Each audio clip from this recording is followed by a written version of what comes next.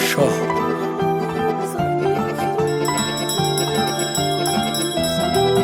دوشنبه پروداکشن.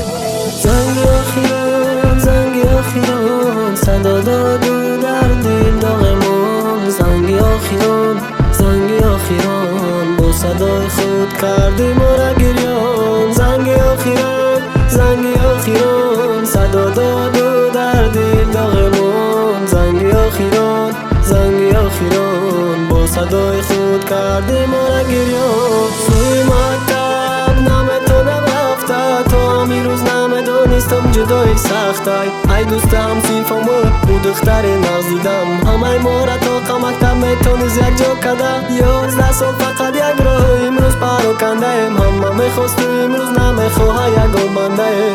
ما عادت کردیم دهت خیمه، من نمیخوام چشمم زنگی آخیره بینم. بست که باور نکردستم در آخری راهم نیست دیگه او دوره که ما به پروایم. چی باید کرد که همی روز روای بین باور نمیکم قیم شقین بدای در حقیقتن.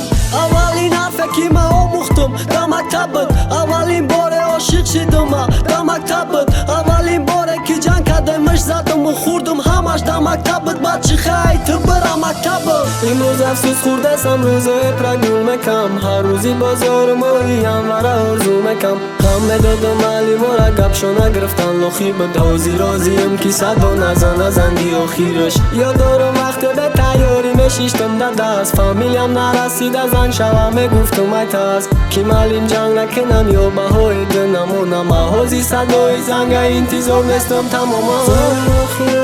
زنگی آخیران صدا داد و در دل داغمون. زنگی آخیران با صدای خود کردی ما را گریان. زنگی آخیران صدا داد و در دل داغمون. زنگی آخیران با صدای خود کردی ما را گریان.